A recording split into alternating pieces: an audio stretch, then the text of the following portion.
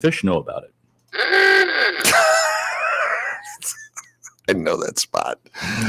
And then my coworker said to me today, "You shouldn't eat red meat." Mm-hmm. I said, "My grandfather lived to be 100 years old." He said, "Did he eat red meat?" I said, "No, he minded his own business." Wow.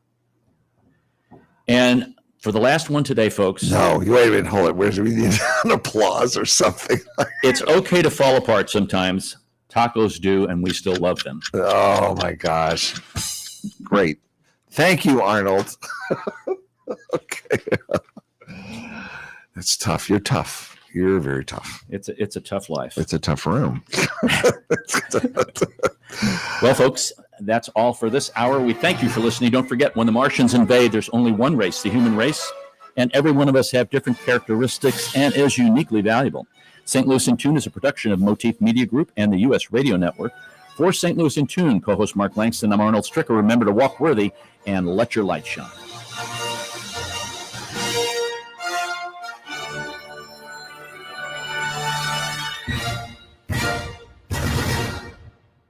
This has been an encore performance of a previously aired show. KXOK LP St. Louis.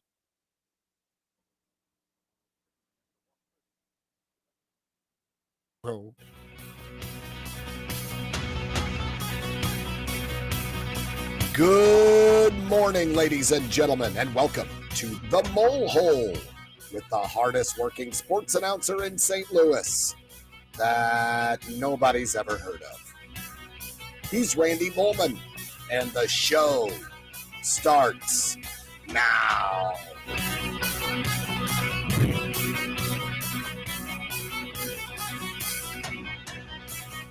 This is Randy Bowman. What's up, everybody? Good morning. Just trying to figure out my headset here.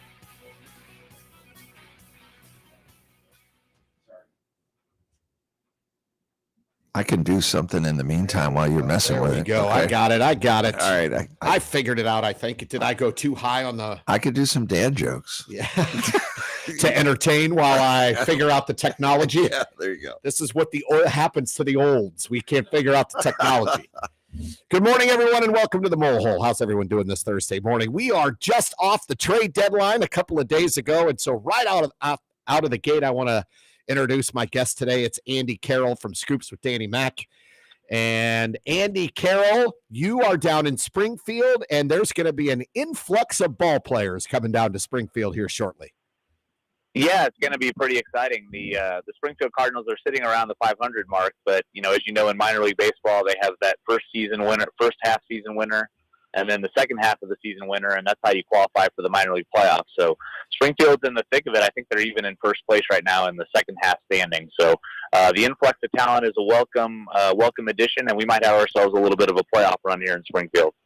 Hey, all right, let's get into this trade deadline. I have a lot of thoughts and feelings about what happened, and first of all, let's not do the grade thing. Everyone wants to grade the trade deadline. And how did the Cardinals do? What grade would you give the Cardinals? We're not going to know for 2 to 3 years, right? Yeah, no, there's no doubt about that. And I think just, from an overall perspective, what they did was, everybody that they traded was essentially a rental player. So there was some speculation as to whether or not they'd package a player like a Tommy Edman or a Dylan Carlson, somebody who still had some cost control years ahead of them, into a trade to up that return. They didn't do that. And of course there's various reasons probably why they didn't, but yeah, what they've really done is to reload their minor league system with some depth. And, every minor league player in some respects is a lottery ticket. So you hope that of the 10 players that they acquired, that 1 or 2 of them really becomes a useful piece in the major leagues in a couple of years. Yeah, I have a special rant for the best fans in baseball here in our second segment. I won't waste your eardrums on that rant, but it's obvious. Before we get into this, it's obvious Cardinal fans have no idea what it means to sell at the deadline, since we haven't had to do it in 25 years. And reading the stuff on social media, it is alarming. I feel like the Cardinals did. Yeah, I agree with you. I thought there was more players they could have moved, to be honest. but I thought they did what they had to do. They restocked the depth with pitching. But let's start first. Here's what I want to do. I want to start with the moves the Cardinals did make. I don't know what any of us really know yet about the first deal. Genesis Cabrera goes first. He goes to Toronto for 19-year-old catcher Sammy Hernandez. I don't really know what to make of that. That's just kind of a we were going to DFA Cabrera, so here, take him, and we'll take a young catcher to put in our single A. Yeah, that's right. And when you DFA a player, you have about a week to either agree to a trade with the team or to release them outright. So, the return that you're going to get on any player that you DFA is going to be pretty marginal. So what to make of Sammy Hernandez, the 19-year-old catcher? Boy, it's anybody's guess. He's 5'9", 185. He hasn't hit for a high average or for much power so far in his professional career. So he's a long way from St. Louis. Let's just say that. All right, let's get into the first deal. Let's talk about. Hold on, I want to put my ducks in a row here. I know this is great radio. Let's say let's start with Paul DeJong. I just want to start with Paul DeJong, and then I'll get to the other moves. Toronto had an injury. Lucky for the Cardinals, and I am very intrigued by what we got back for Paul DeJong. What say you about that deal for Swanson?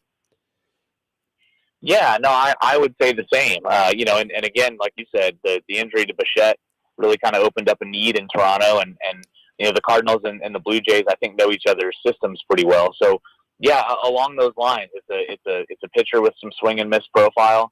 And that's what the Cardinals really, historically speaking, have always gone after, those pitchers who fit the profile of a ground ball pitch to contact type pitcher. And when you've seen it, both here and some of the other return that we've got that I know we're going to talk about, they've tried to identify some guys who can miss bats a little bit more. So, I think it's interesting. You talk about, there was some Cardinal Nation was a little upset with Jordan Hicks early in the year, and there was, the Cardinals had to go out in the media and say we're not going to designate him for assignment, but there was at least consideration that they would. And Paul DeJong, of course, has been somebody that Cardinal fans wouldn't have mind seeing them designate him for assignment several times over the last couple of years. So to get a return for Paul DeJong, and a lot of credit goes to Paul DeJong to kind of rehab, go down to the minors, rebuild his value.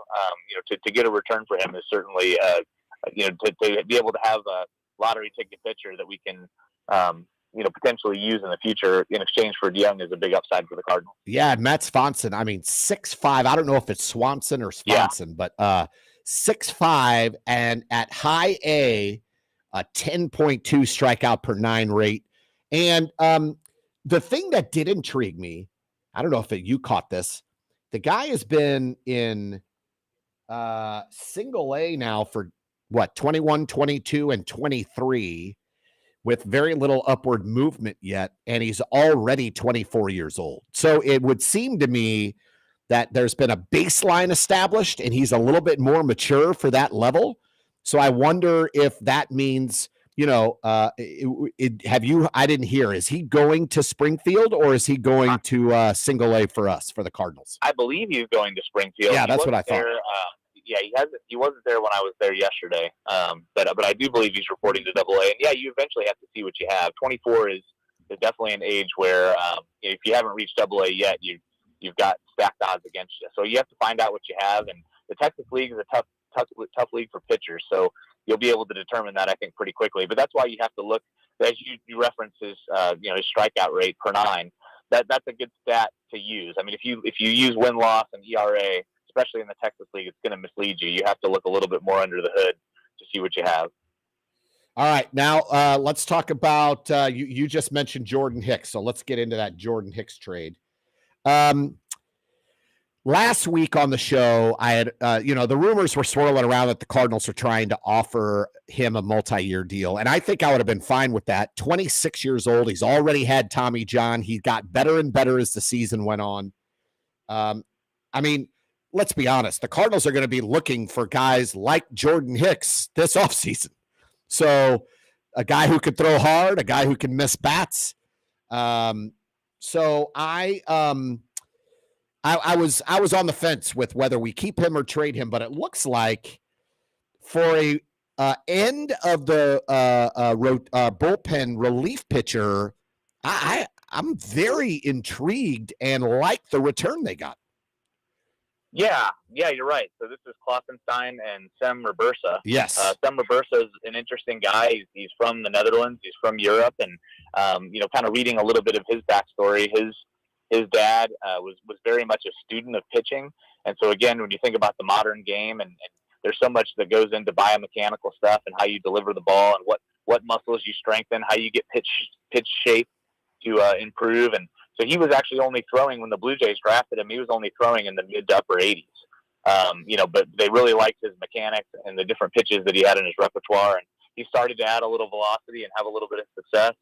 So I think that he's definitely an interesting piece. Again, a guy who's got a little bit more strikeout per nine appeal than we've had in the system, than we certainly had in the system prior to the trade deadline.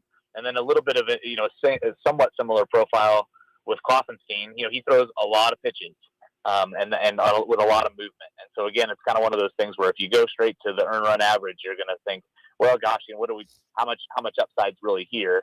And I think the Cardinals are certainly liking what they see when they look at those more advanced metrics. They see the pitch shape, they see the the spin rate that he's got on his pitches, and then they can identify and get him into the system and say, okay, here's what we see, biomechanically. What can we improve? How do we attack hitters? How do we pitch to your strength? But yeah, both of those guys are again, I don't think they're not going to fill in. They're not going to fill in. They're not going to be closers. They're not going to have Jordan Hicks level, stuff, so to speak. And they're not going to be frontline of the rotation guys. But can they become, useful pieces to a major league roster? I think there's certainly potential there for that. And they've definitely given the Cardinals more. Again, with minor league players, you want as many possibilities that you have in your system, and it's increased the number of lottery tickets that the Cardinals have that could end up being, major league players that contribute to a team that can make a playoff run again. Yeah, the numbers I always look at, and I'm sure, I don't know if you're similar. Yes, the strikeouts per nine, but I also look at the walks and hits per innings pitched. And in his last two seasons, Roberse's got that under 1.2 whip and the 8.5 strikeouts per nine on average in the minor leagues. So yeah, I mean, another a young starter, 21 years old, Kloffenstein, a starter. So now you're talking, you've added Swanson, you've added Roberse, you've added Kloffenstein, 3 AA starters to an organization, and we're not even done yet, to an organization that was severely lacking in minor league starting pitching. Yeah, no, there's no question about that. The Cardinals definitely, it's the most recent draft prior to this year, so last year's draft, the 22 draft, I think they drafted pitchers with every pick that they had. I think the Cardinals, they recognized that the 2020 draft and a couple of drafts before that they had moved away from what had always been their hallmark, which was to draft, especially if you think of even the Michael McGreevy's and the Gordon Graceffos. These are college pitchers that had a little bit of polish. They were much more in the Cardinals' traditional mold of pitching to contact, inducing ground balls. And I think it's very likely you'll see one or both in the big leagues next year. But the Cardinals identified the fact that I think they've realized that there was a big gap in the system in terms of minor league starting pitching. And so being a trade deadline seller this year allowed them to go back and revisit that need and fill it in. And certainly those two guys, will do that.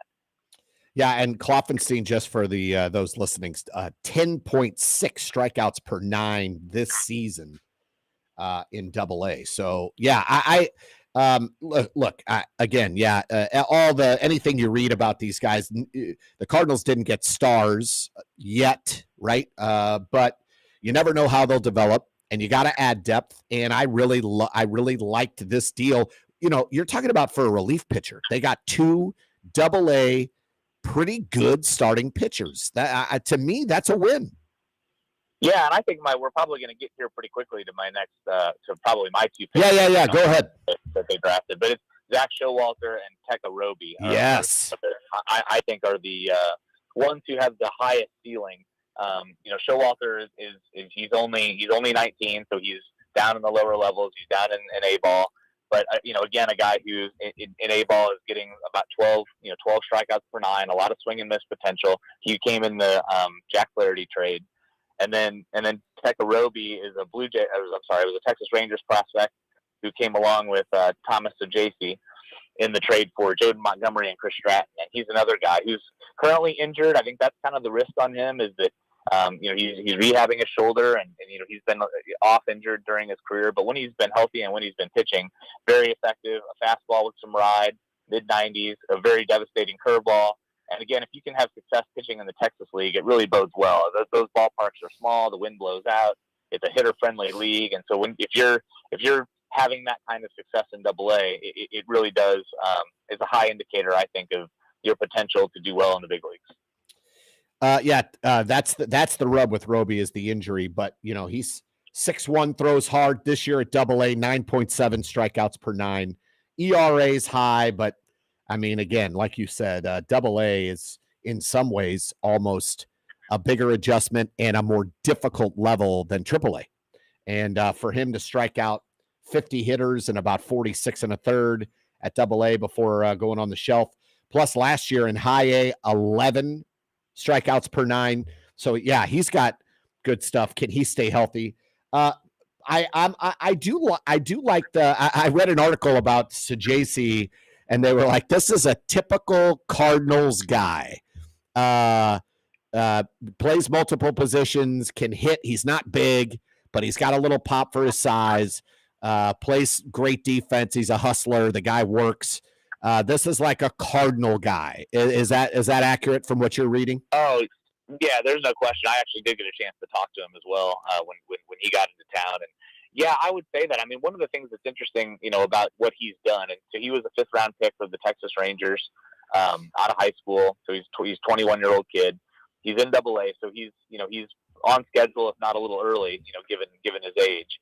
But the season that he's having so far in the Texas League, statistically, when you look at his slash line, which is your batting average, your on-base percentage, your slug, the home runs, the RBIs, even just the counting stats there, his raw totals, they meet or exceed what Jordan Walker did in AA last year. So, of course, he's not the same player as Jordan Walker, who's 6'5" and kind of has multiple tools. But he's if Jordan Walker won the St. Louis Cardinals minor league player of the year last year, and obviously that turned into a promotion pretty quickly. So what he's done statistically at AA, is every bit as impressive as the season that Jordan Walker put together in Springfield down here last year. So what they've got is a player who, I think as you said, and as he kind of described himself when I asked him to talk about his game, hey, I am a grinder. I work hard. That's what I do. I wasn't, I've never thought of myself as crazy gifted, is kind of the way he put it. So he is, I think John Mozeliak compared him to a Brendan Donovan, a guy who can play all over the infield. It does have power. He's hit, I think it's 16 or 17 home runs in AA so far this year, and it's hits for a high average. He's a right-handed batter. I think that he's a very interesting piece, and it goes into, maybe this is a way we can kind of start thinking ahead to the off season. When you get a player like that, obviously they have a lot to prove before they really become, penciled into your big league plans. But what does that mean for a Tommy Edman and a Brendan Donovan? Do we need to have both? When you start thinking about, moves that you want to make to fill the holes that you have in the major league roster, if you have a player like Sajacy and you see him as a fit and brings kind of Brendan Donovan-esque tools, now it frees up the potential to move on from one of those guys and see what you can package and get for them. Yeah, I mean, he's already hit his first home run for Springfield, right? And he's got last night. That's right. Yeah, 41 home runs in his minor league career, 17 at the AA level. At AA, yes, it's an offensive league. I do get that. 317 though, almost a 400 on base percentage, and for a guy who stands 5'11", he's slugging 534. I mean, someone said compare him to Brendan Donovan. I mean, you go down the list of Cardinal players in history that were on the small side, but were very big contributors. And you're right. I think this was a great depth move at that type of position to be able to maybe make an off-season move to add to your major league rotation. So I was struck by this player. I really like Sajacy and his numbers. And yeah, you don't have to be big. You can watch Corbin Carroll with the Diamondbacks, and I'm not comparing Sajacy to Corbin Carroll at all. But you can have a 175-pound frame and drive the ball for power. I mean, it's all about your launch angle, your exit velocity, your bat speed through the zone, and if you're able to put up statistically what he's done at AA, you don't need to have necessarily that kind of what you would imagine a power hitter looks like. You don't have to look like Jordan Walker to drive the ball for power. And I know like there are some analysts that have devalued the RBI, and that's one of the statistics that I just don't feel like should be devalued. You've got to be able in this league to create and drive in runs in any level of baseball. And this guy's driven in 79 runs this year in 95 games. So again, JC, I mean, this is a guy who hits and drives in runs and has a little pop and can play all over the infield. When I read up on him, I was like, everyone's saying this is a Cardinal guy. I'm like, I totally agree. Yeah, and I think one of my favorite thing that he told me was, and this is something that Mozeliak talked about before, wanting to have teams in the minor leagues that have success on the field because it creates kind of a culture of winning. They brought him up to Double-A last year, right when the Texas League Championship playoff run that the Frisco Rough Riders were making, and he actually tied the game with an RBI single in the ninth inning. Descended to extras, and then Frisco ended up winning that game and winning the Texas League. So, he referenced that as his favorite moment that he's had so far in his career, and so that's the kind of, the kind of you mentioned RBIs. I mean, you have to be able to have those hits when it matters.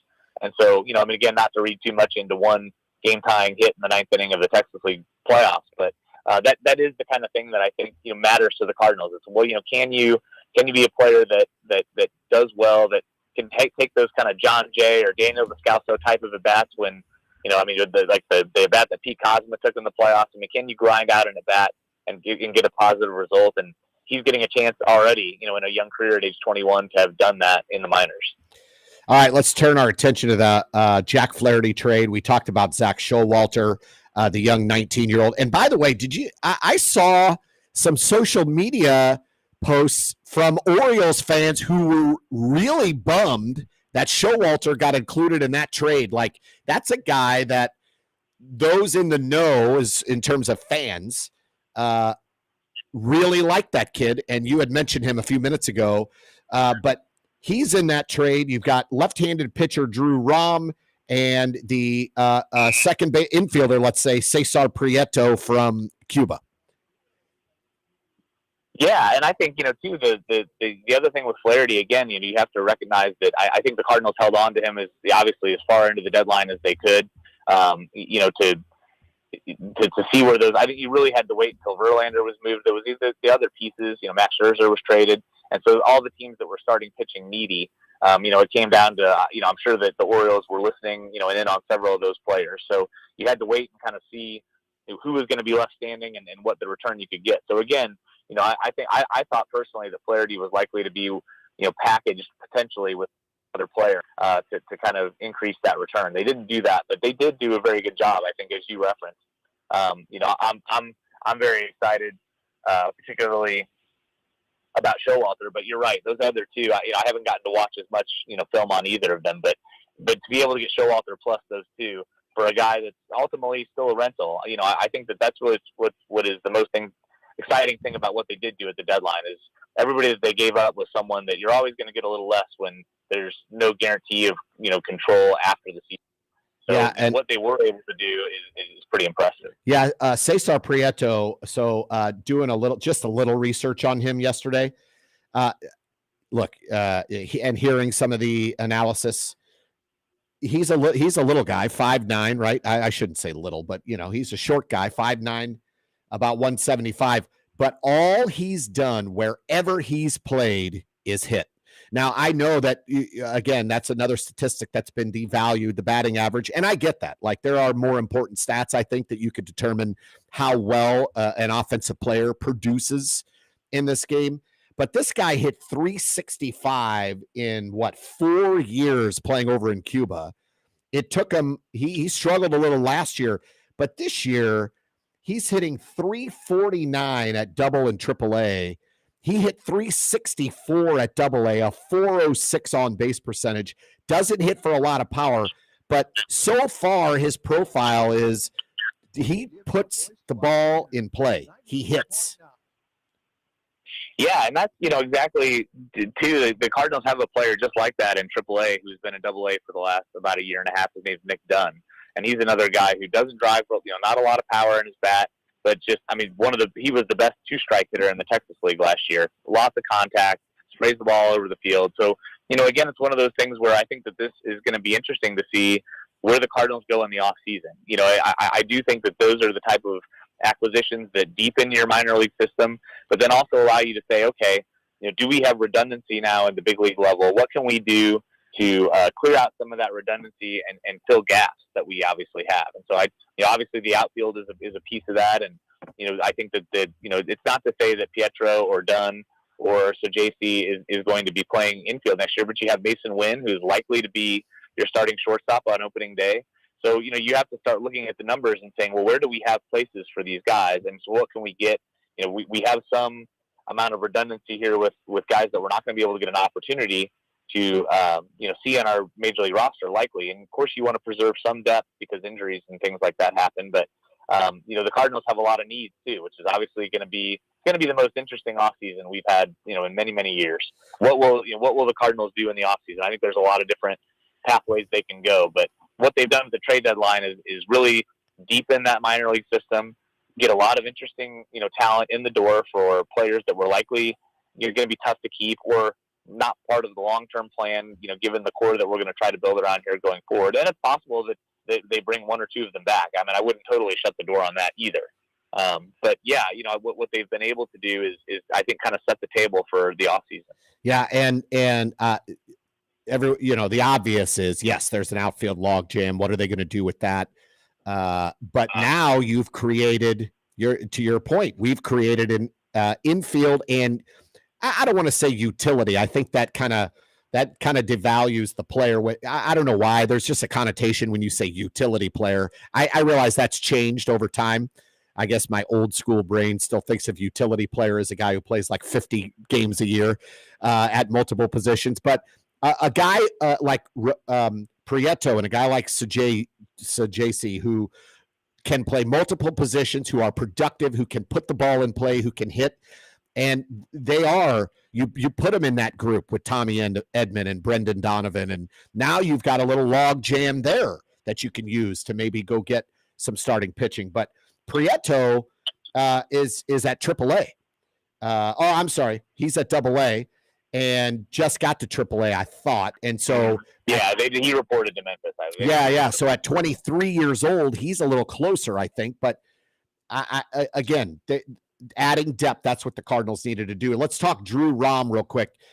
Drew Rom is a left-handed starter that we got in the Flaherty trade. Great strikeout per 9, 10.5 strikeout per 9. Walk rate a little high, gives up a little too many hits at AAA. But what have you been hearing or reading up on Drew Rom? Yeah, left-handed pitcher, and so I think the only lefties that they acquired at that line. But you're right. So again, I think it was not to continue to beat a dead horse, but a big focus for them to change the way that they've looked at pitchers, the profiles that they try to get. So Tim Kentz is probably the one arm in the bullpen, in the minor league system that fits that profile of a guy who misses a lot of bats. And it'll be interesting to see as they look to fill 3 rotation spots next year. It's probably a little early, for Tim Kentz to be in that conversation for next year, although it's not impossible. But again, they definitely needed to go after that type of profile. And so Drew Rom fits that. And again, to get him as a piece with 2 other pieces in the Jack Flaherty trade, it's as good of a return as you could have expected, again, knowing that you're dealing rentals. So, it fits the theme. But the Cardinals done, they went after pitching that they didn't draft in the last year or two. And they've changed a little bit of their mindset of what they're looking for in a pitcher. They wanted to blend a little bit more of the kind of swing and miss profile than, into the system than what they had before. So it'll be interesting to see, what the ultimate timeline for some of these guys is. And they still have, obviously, they're not ready for showtime yet. They're not going to come in and be, frontline starters anytime soon. But it is another guy who potentially, middle of the rotation guy in a year or two, it's definitely possible. All right, we're gonna go along with this segment here. I have a couple more questions for you. First, let's focus. I know you're physically located in Springfield. You follow that club closely. Are there? By the way, you mentioned Nick Dunn, 332 .420 on base percentage. The guy has walked more than he struck out.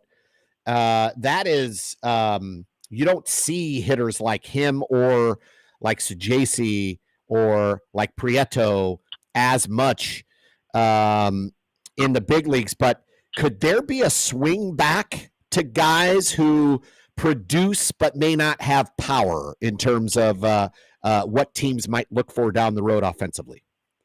Yeah, I think absolutely it can be. I mean, ultimately, as much as the game has changed, it still stays the same. And as you referenced, I mean, people have shied away from some of the counting stats, but what does an RBI tell you besides? Obviously, you need people to get on base, ahead of you. But it means that you can hit when it matters, and that's not something that's quantifiable. That's much more of a qualitative characteristic. And so, yeah, I mean, guys that can. I do believe that there will be a swing back to it, especially with the rule changes that we have in regards to, running. The pitchers are restricted from the amount of disengagements and times that they can throw over. The bases are a little bigger. You're seeing more emphasis on putting the ball in play and reaching base. So I do believe there's always going to be a place for guys who can hit, who can make pitchers work, who can make them throw 10 pitches in an at bat. Who can grind out at bats and get on base. You need a blend of those players to build around your core guys that you expect to be hitting the ball with exit velocity and launch angle and maybe swinging from their heels a little bit. So if you don't have those type of guys, and the Cardinals historically, always have. They've always had those guys like I mentioned before, your John Jays, your Daniel Descalsos, your David Ecksteins, who could just be a pest. And I don't think that's gone away from the game. I do think you'll see a swing back to that. Speaking of swinging back, the Cardinals have a guy in their system who you've gotten to watch here recently, Victor Scott, who I've been kind of keeping an eye on just because anytime I see a guy in our system in the minor leagues who steals a lot of bases, Mike Antico is another guy. When I see these guys and I see, what's he got now? Almost 60 minor league stolen bases this year, Victor Scott. And 69. Yeah, and all he does is hit. That's another guy. Puts the ball in play, uses his speed, can steal bases. With the bigger bases and the pitch clock at the major league level, we've seen an increase in stolen bases in Major League Baseball. Let's do another throwback question. Can we throw back to a guy like Victor Scott making a big league roster or the Cardinals someday and being a guy who can steal 60, 70 bases at the major league level? Well, and I wrote a piece for Scoops with Danny Mac that was about Antico and Victor Scott once Scott got called up and kind of referenced that we're going to play some whitey ball here in Springfield for the rest of the season. And, if you hear celebration kind of wafting up Highway 44, it's coming. But no, you're right. And I think the Cardinals obviously have identified, the one thing you mentioned, Victor Scott's speed, and when one of the things that the Cardinals were attracted to when they drafted him out of West Virginia and has been a big part of his profile is what he does defensively. He covers so much ground in center field. And when you have a I'm not going to use this name because I don't want to curse him. Well, I will, but I'm not going to curse him because he's too good to be cursed. But you don't want to profile like a Billy Hamilton, where it's like, boy, if this guy could just get on base, he'd be so great. And then you struggle to hit 230. I don't think that's that's certainly not what Victor Scott is doing so far here in his minor league career. But you mentioned it. I mean, you talk about the logjam guys. Where does Victor Scott, who is again an outfielder, has reached AA pretty quickly, having a lot of success? Where does he fit in the long-term puzzle when we've got a long jab of outfielders ahead of him?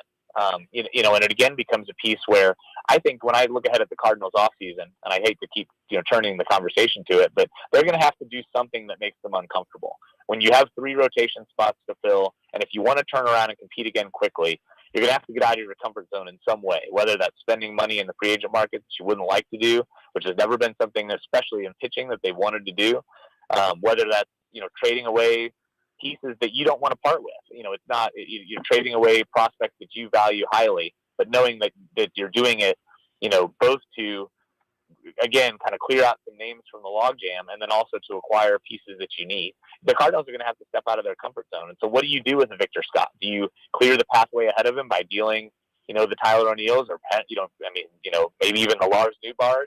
Or do you deal, do you package a Victor Scott or even a Mason Wynn? And if you're going to have Tommy Edman play every day, then he probably should play at shortstop where he won a Gold Glove. Can you package Mason Wynn?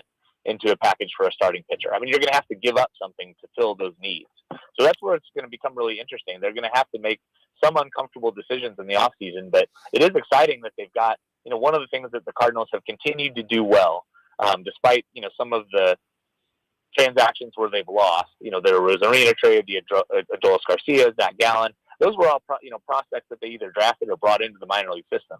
They're still very good at identifying talent and bringing it into their system. So that's never stopped. What Randy Flores does, how well they draft, how well they identify and scout the system, the players that are in the minor leagues for other teams, and then use opportunities to bring those guys in. They've continued to do much better than league average at that. And so the Cardinals, I do believe they have the possibility to rebound quickly because of that strength in their organization. Andy Carroll, Scoops with Danny Mac joining us. All right, I have one more question on a pitcher in the minor leagues. And I always, especially in Double-A, because it's such an offensive league, when I see certain numbers pop out at me from a pitcher in Double-A, it makes me I have questions. So this guy, this pitcher, Andre, is it Granillo? Is that how you say his name, or Granillo? Yeah, I think it's Granola. Forget the save numbers, the ERA numbers. What I see is a 1.09 whip and a 195 batting average against, 62 strikeouts in 48 2/3 innings. A bullpen guy, back of the bullpen guy. Is he a guy in our system, in the Cardinals system, that we're talking about developing?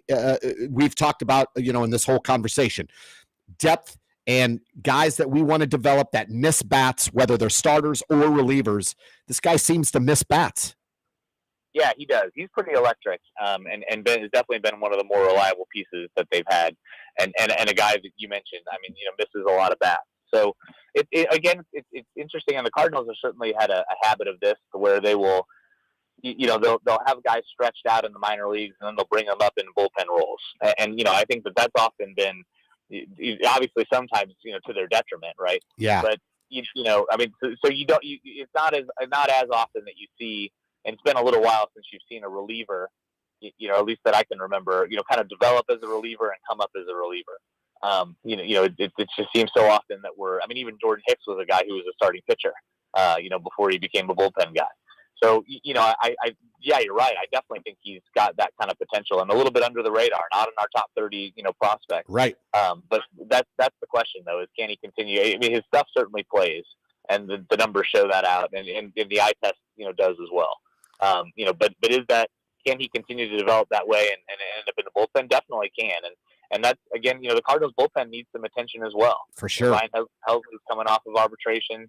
He's going to be, where does he fit into the long-term plans? Do they bring back Jordan Hicks? Do they try to? They certainly have some bullpen, the rotation gaps that they have to fill are going to get a lot of the press, but they've got some bullpen issues to work out as well. Andy Carroll, Scoops with Danny Mac joining us. One last question. I know we went long here, but I have one last question for you. If you're sitting here as the armchair GM or president, if you're going to put on your John Mozeliak bow tie and look to see what you would want the Cardinals to do when you're watching from afar, what do you want to see over the last 2 months at the major league level? I think you really, what you want to see is, you certainly want to see some of those young core players really define. You want to see Tyler O'Neill play healthy the rest of the season. And, does he look like the player that you believed in? I mean, the guy that basically had an MVP season 2 years ago. Can he stay healthy? Does he look like he fits back in your plans? What do you do with Dylan Carlson? You need to see him probably, the Cardinals, at least it was rumored that Dylan Carlson was kind of the untouchable piece. And I don't think they were ever really seriously in the Soto sweepstakes, but it was rumored that, Dylan Carlson was a piece they weren't going to part with. Well, then he kind of becomes a platoon player. And, his arm defensively, what he does in center field, it's great. Is he part of your long-term plans, or is he not? So you start letting him have those at-bats and see what you have. Tonight they're going to start Matthew Liberatore, and it's been reported that he's going to be an every fifth day starter for the rest of the season. So what does he have? Let him, instead of having him ride the shuttle between Memphis and St. Louis and constantly, we're going to send you back to work on this and send you back to work on that. Let him go through his routine every 5 days, come out and pitch, and kind of define what he is he somebody that you can count on to compete for a rotation spot next year? If he's not, you need to kind of clarify that. So I think that, you want to see continued development of Jordan Walker. You want to see some of the young players that you are building around do well. I don't think you're obviously not as interested in what the win-loss record is. You know what you have in the Arenados and the Goldschmidts, and you need to kind of understand what the rest of it looks like, and that'll help you as we get into the off season and we start thinking about how we're going to shape this roster for 2024 and beyond. How we're going to take the pieces that we've put into the minor league system to deepen it and lengthen it. Where do they fit in? You need to get some clarity at the major league level. So, Brendan Donovan's having surgery. He's going to be back next year. That's great. Does Tommy Edman fit into your plans? I don't know. But I think that over the last, the players to watch that I'd be watching is Dylan Carlson, Matthew Liberatore, and Jordan Walker. Those would be the three that I would want to see really have strong finishes to the season. Yeah, and I'll add to that. When the September call-ups happen, then this is just what I want to see, and I know it's I'm biased, but I want to see Masyn Winn up here in St. Louis playing every day at shortstop for the entire month of September. Let's get him exposed. Let's get him at bats. Let's get him playing time. Let's get him in a major league routine. Let's get him around these major leaguers. Let's get him up here, and let's put him at shortstop and play him every day.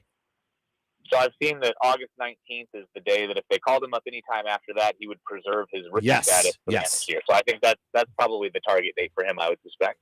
Yeah, but I don't want this. I know in the past, but look, the Cardinals have been competing for playoff spots, so I sort of get that. But in the past, they'll call up players that they want to expose to the major league level, and then they don't ever play them, or they play a couple of times a week.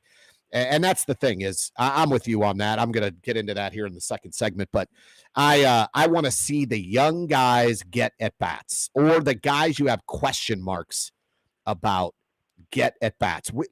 We know what Alec Burleson is. We know that he's not a great defender. We know that he's got a little bit of pop. We know who and what Alec Burleson is. I don't want to see him in the lineup every day. I want to see Tyler O'Neill when he's healthy. Let's do a final evaluation on Dylan Carlson. Let's get Masyn Winn up here and play every day at short. Jordan Walker's got to play every day. Gorman's got to play every day. I want to see those guys play. You know what I mean? I don't want to see the guys where you already know what they are and what they're going to be. And there's the bats that Tyler Matter is taking that probably. Yes. Agreed. Andy Carroll from Scoops with Danny Mac. What do you have coming up next? What are you working on? Yeah, so I'm actually working on a piece on Jose Lajer. He's the manager for the Springfield Cardinals. Very interesting story. Played baseball and through the Dominican Republic academies, and kind of a very much in the mold of Oli Marmol in terms of maybe his background and kind of how the Cardinals like to develop their managerial candidates. But then I also have a piece out yesterday that's on Thomas Ajayci and Pekka Roby. So that's still out there to be read, and then the one I'm working on now is on Jose Lajer. Andy, how can people find you on social media? You can follow me on Twitter. It's Carroll_SGF, and then that's where most of my stuff appears. But if you go there, you'll definitely have the links. You can also go to scoopswithdannymac.com and read not only all the brilliant things that I write, but also Bernie Nicholas and get his thoughts on what's going on every day. He's always fun to read. Andy, thank you so much. It's always great having you on the show. Thank you, Randy. I appreciate it. Andy Carroll from Scoops with Danny Mac. Man, that guy knows this stuff, and he's always a great guest. And I definitely I texted him yesterday, and I said, I know it's last minute, but I got to have you on to talk trade deadline. So I appreciate him jumping on late. Last minute with me here in the Mole Hole. We're going to take a break. Very late for one. We're going to take a break. We'll be back to close out the show after this.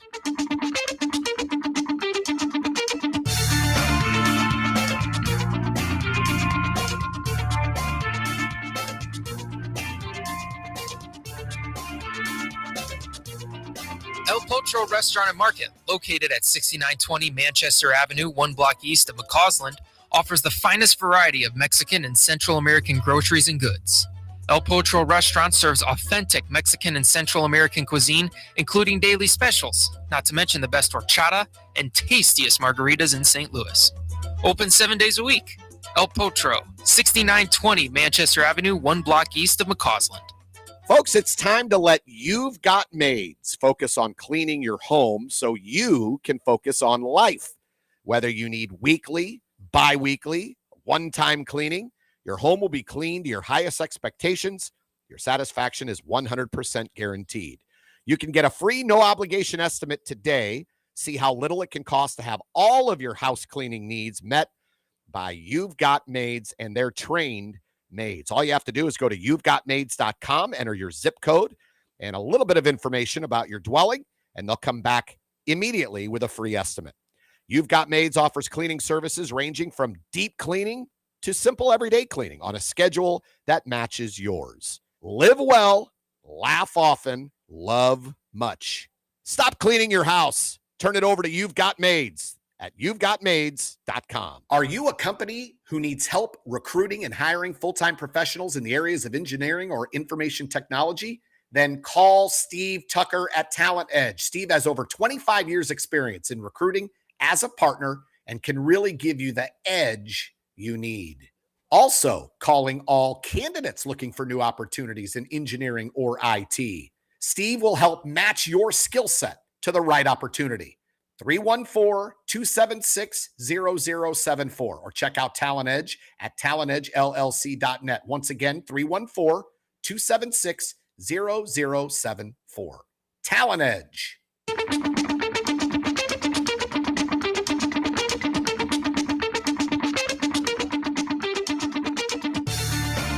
We are back in the Mole Hole. We thank Andy Carroll, of course, for coming on. Scoops with Danny Mac. Go check out his stuff. Look, the bottom line is the Cardinals added seven minor league pitchers, 5 of which should be in Double-A. Or at least right around that level. That is what needed to be done. In terms of, we talked at the end of that segment about what we want to see from the Major League Club at the end of the year. I have very specific things I want to see. One, I don't want to see Alec Burleson anymore. I'm done. He had a home run last night. It's not that I don't like Alec Burleson. It's that we know what he is. Big burly dude's got a little pop. But he can't defend. He's not a good outfielder. Look, he'd be a guy I'd like to have on my bench to take late inning at bats when you need a little thump, from a more light hitting player or a tough right-hander when you have a right-handed bat coming up. Let's say, for example, let's say Kisner is starting at catcher, and you get into the 8th inning of a tie game, and there's a runner at second base, and Kisner's coming up to the plate against a tough right-handed pitcher. You got Alec Burleson on the bench. That's a left-handed bat with some pop. That's got value. Plus, as a DH, a couple 2-3 times a week. It's not that I dislike Alec Burleson. I know what Alec Burleson is. I don't need to see any more Alec Burleson. Brendan Donovan. I'm glad he's getting season-ending surgery. He'll be healthy come spring training, number one. Number two, I know what Brendan Donovan is already. Tommy Edman. I know what Tommy Edman is. He can play multiple positions. He's kind of a jack of all trades. He's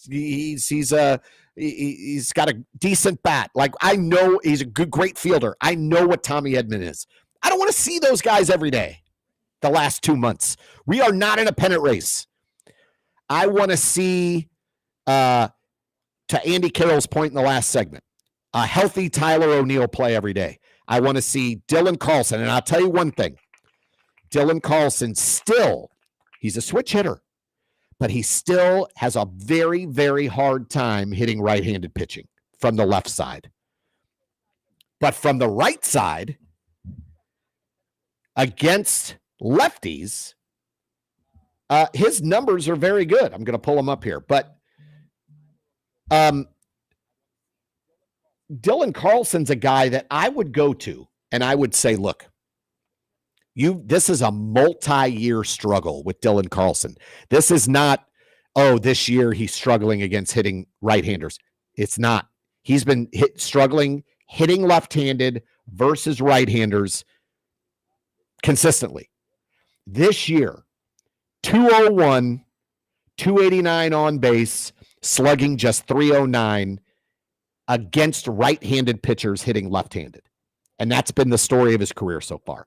So if I'm the Cardinals, I go to Dylan Carlson and I say, you obviously swing the bat well from the right side. For the rest of the season, you're going to play every day. We're going to put you in center field. You're going to play every day. You are not going to bat left-handed. Hit right-handed the rest of the year. I don't care if it's a right-hander or a left-hander. Go up from the right side, hit right-handed, and let's see what happens. You got 2 months. Let's work it out. It's obviously not working. Whatever they've tried, he's weak from the left side. He doesn't hit with power. He doesn't see the ball as well because he's not getting on base. He strikes out way more. You know, in 77 plate appearances, batting right-handed, he's struck out only 12 times. If I'm the Cardinals, I go to Dylan Carlson and I say, bat right-handed the rest of the year. I don't care who's on the mound. And let's see how this works out for 2 months. And then you've got him playing center field. You see what he's got hitting right-handed, and that's it. That's what I would do. Carlson every day, O'Neill every day, Jordan Walker every day, Nolan Gorman every day. Obviously, Arenado and Goldschmidt have earned the right to play every day. We know what they are. We know how great they are, but they have to play every day. You know what I would also do? I would take Kisner and Ivan Herrera, your two catchers, other than Contreras. I would play them every other day for the remainder of the season just to see what they have on a daily basis, because it's obvious Wilson Contreras, we knew this coming in. He's not a great defensive catcher, so you get him at bats as a DH.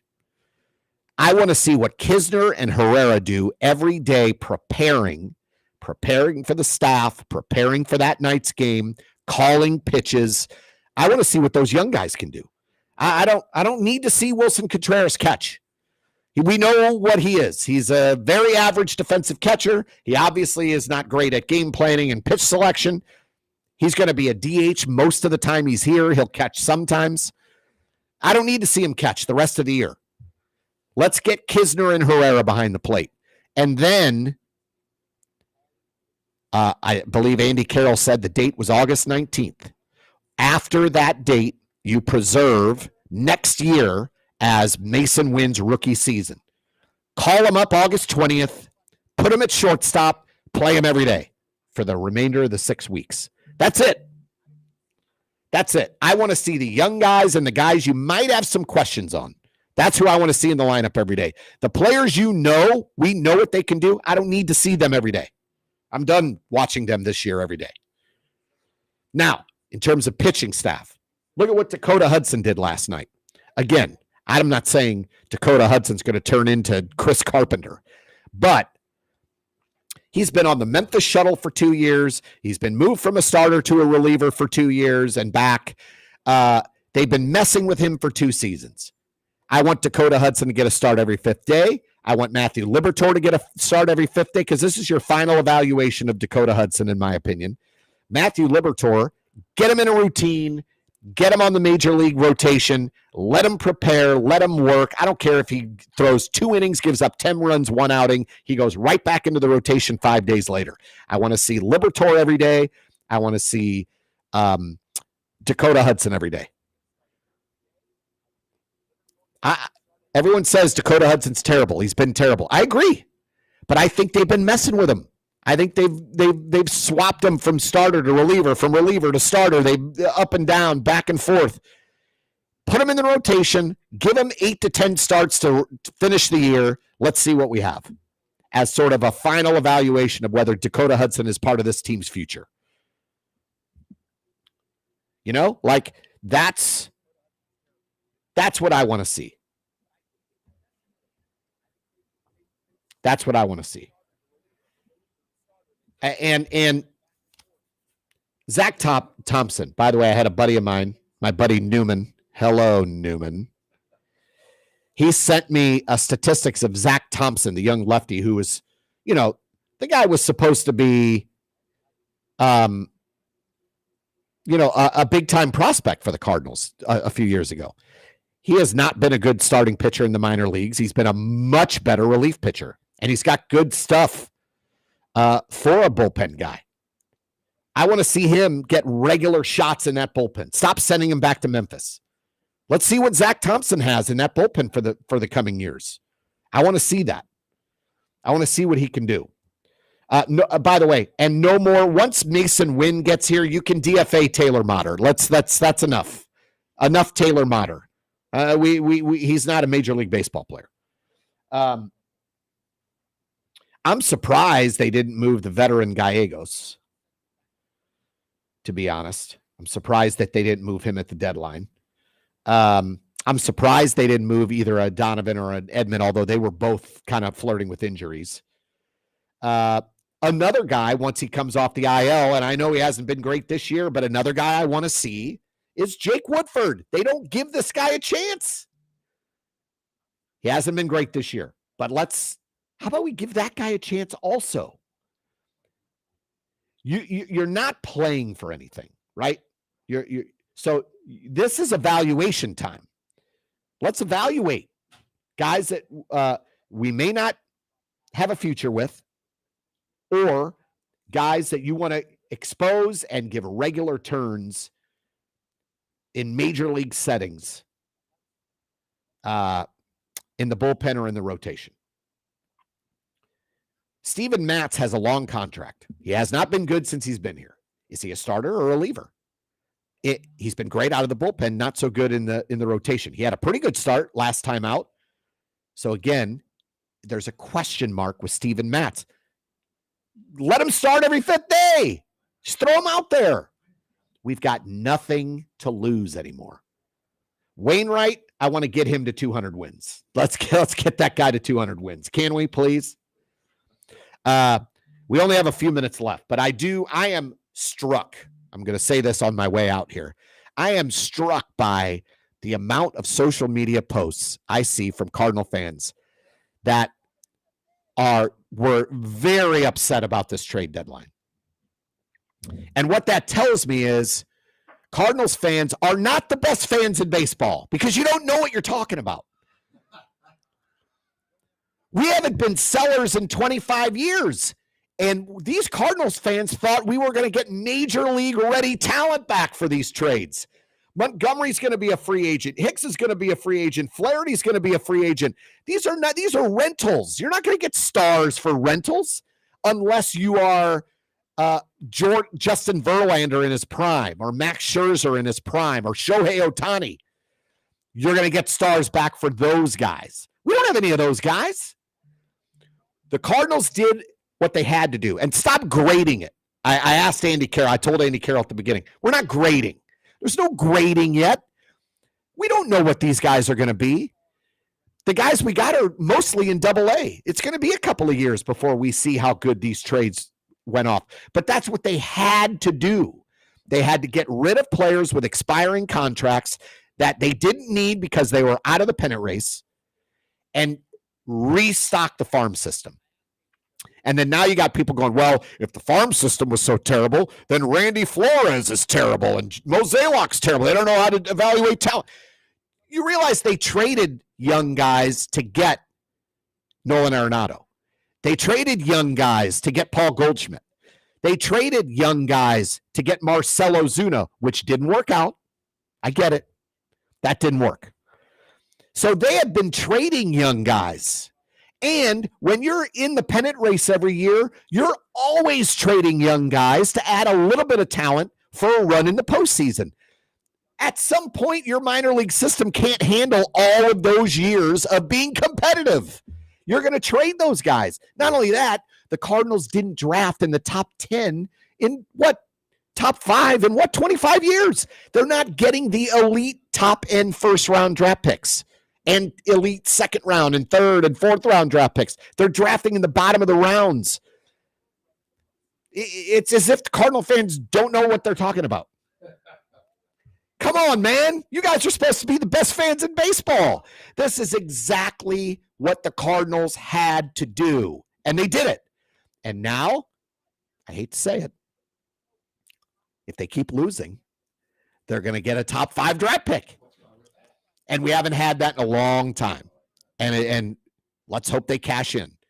So I'm actually excited for the last 2 months. I think it's going to be fun. And I hope we get to see a lot of the question mark guys and a lot of the young guys. Let's just run them out there and play them. Get them ready for 2024. Thank you to Andy Carroll from Scoops with Danny Mac for joining me today. He's always awesome.